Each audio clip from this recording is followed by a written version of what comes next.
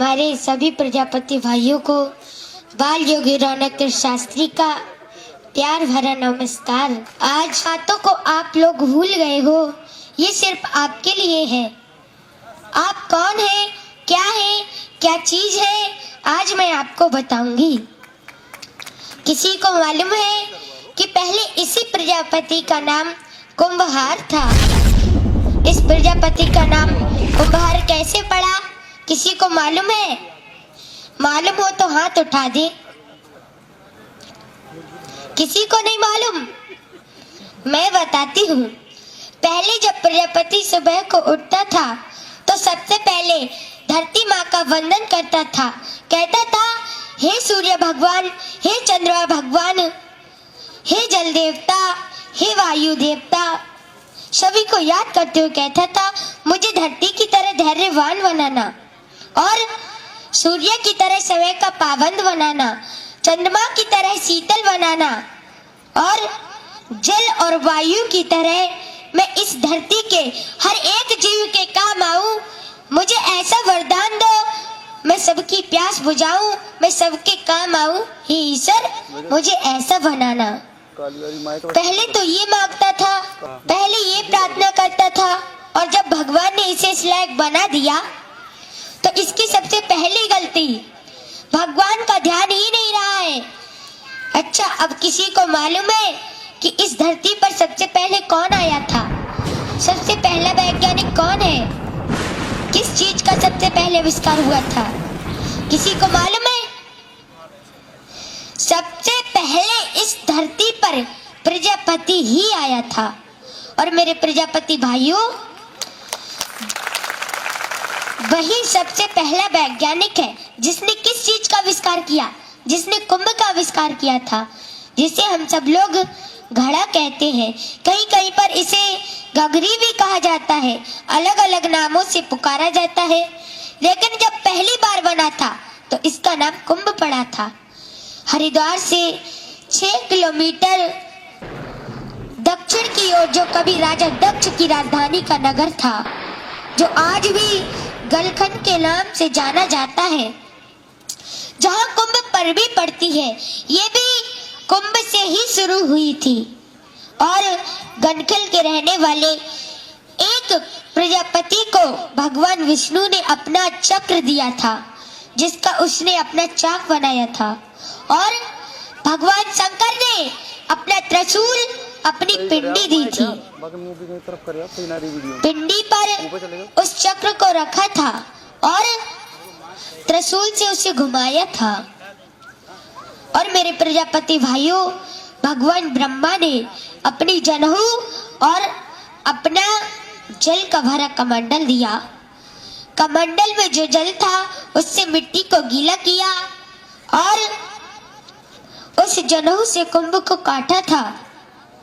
भगवान विष्णु ने उस प्रजापति से कहा, जाओ तुम अपना काम शुरू करो।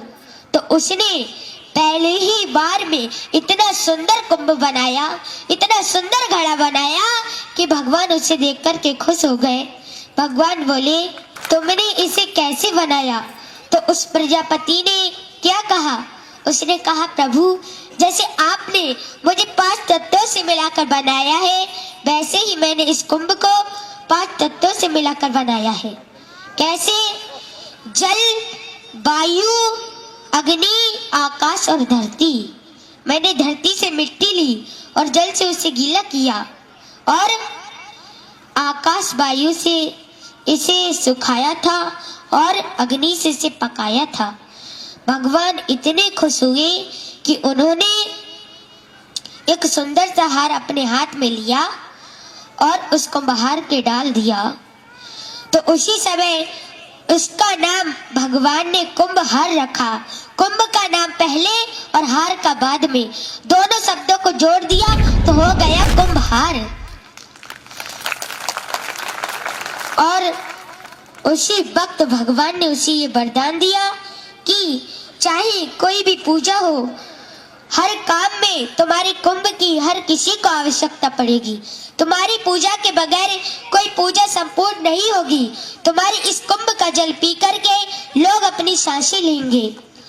और तुम्हारे कुंभ के बगैर कोई भी पूजा संपूर्ण नहीं होगी। अब चाहे वो मृत्यु हो या जन्म हो, शादी हो या सजा हो।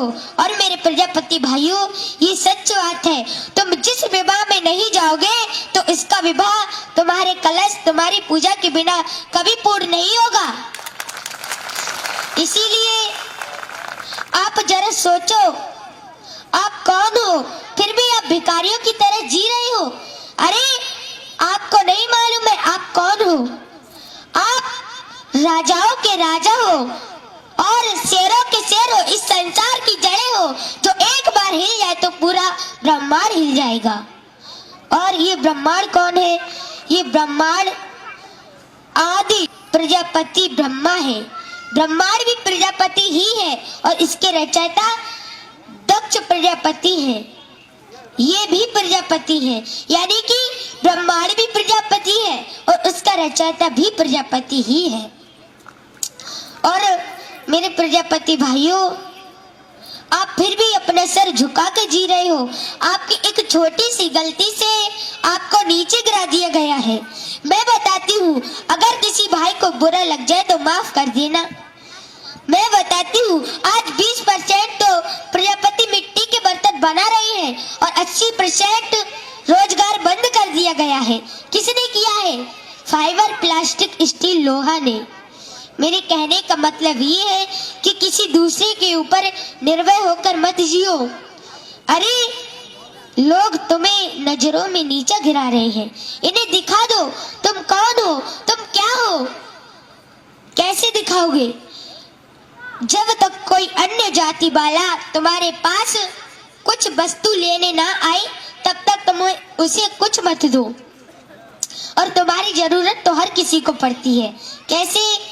जब दीपावली का त्योहार आता है तो उस पर दियों की जरूरत पड़ती है, चिरागों की जरूरत पड़ती है और जन्म होने पर कलश की जरूरत पड़ती है, मृत्यु होने पर कलश की जरूरत पड़ती है। शादी विवाह में जब तक तुम्हारे कलश की पूजा और तुम्हारी पूजा नहीं हो जाती तब तक वो विवाह कभी संपूर्ण नहीं माना जाता। और मेरे प्रजापति भाइयों, यहाँ तक कि सरकार को भी हमारी जरूरत पड़ती है। कैसे? जो जेल में कैदी होते हैं, जो जल पीते हैं ना, वो इसी कुंभ में पीते हैं, इसी कलश में पीते हैं। इसीलिए उनको भी हमारी जरूरत पड़ती है। इस धरती पर हुए विश्व सर्वा रावण जैसे ज्ञानी, इस धरती पर हुए विश्व सर्वा रावण जैसे ज्ञानी, जो पी पी कर बड़े हुए हमारे ही गले का पानी। इसलिए सिर उठाकर जियो, सर झुका के नहीं। तुमने अपनी पहचान अपने हाथों से खो दी है। तुम्हें नहीं मालूम है, जितने भी बड़े राजा हुए वो भी प्रजापति थे, जितने भी बड़े भक्त हुए वो भी प्रजापति थे और जितने बड़े दैत्य हुए वो भी प्रजापति ही थे। कैसे? दक्ष प्रजापति ये प्रजापति थे और ये पूरे ब्रह्मांड के राजा थे। और भक्त प्रहलाद को देखो, ये भी प्रजापति थे, ये भगवान के बहुत बड़े भक्त थे। इनके नाते हुए बलि, बलि बहुत बड़े दैत्य थे लेकिन बहुत बड़े दानी भी थे। भगवान के लिए इन्होंने 3 कदमों में तीनों लोक दे दिए थे और भगवान ने स्वयं इनके दरवाजे पर पहरा दिया था। इसीलिए हमें किसी से भीख मांगने की जरूरत नहीं है, बल्कि जो हमारे दरवाजे पर ब्राह्मण आए उन्हें भीख डालने की जरूरत है। मेरे प्रजापति भाइयों,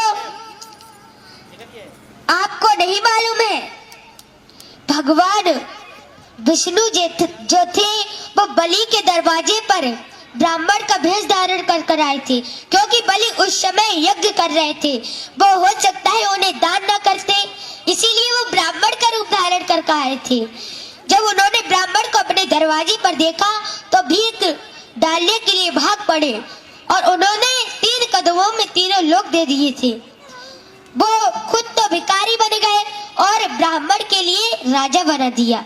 इसीलिए आज हम ब्राह्मण को दान करते करते भिखारी बन गए वो सेठ बन गए, इसीलिए आज हम पर क्रोध करते हैं। अरे जगजननी के कारण आज हम पूज रहे हैं। हर घर में जब कोई पूजा हो, जब कोई हवन हो, तो पहली आहुति प्रजापति के लिए ही लगाई जाती है। इस आहुति के बगैर कोई यज्ञ संपूर्ण नहीं माना जाता। और इनके पुत्र है गणेश। गणेश तो हर पूजा में पूजे जाते हैं और सबसे पहले पूजे जाते हैं। अरे जागो मेरे प्रजापति भाइयों, जागो। जिन माता जगजननी को आज पूरी संसार पूज रहा है, वो भी आज प्रजापति के बेटे ही है, जो आज हमारी जननी है। अरे उस मोदी को तो सभी नमस्कार करते हैं, उस मोदी को तो सभी नमस्कार करते हैं। करना है तो उस माँ को करो धन्यवाद, जिसके आगे मोदी नित्य दिन झुकते हैं। और बना रहा प्रजापति संगठन तो हम फिर से मिलेंगे, बना रहा प्रजापति संगठन तो हम फिर से मिलेंगे। ऐसा ही रहा हमारा तुम्हारा साथ तो हमारे आगे अच्छे अच्छे झुकेंगे। धन्यवाद रौनक प्रजापति जी। इस बेटी पुरस्कार दिया है, वो खुद अपने आऊंगा इस बच्ची को, जो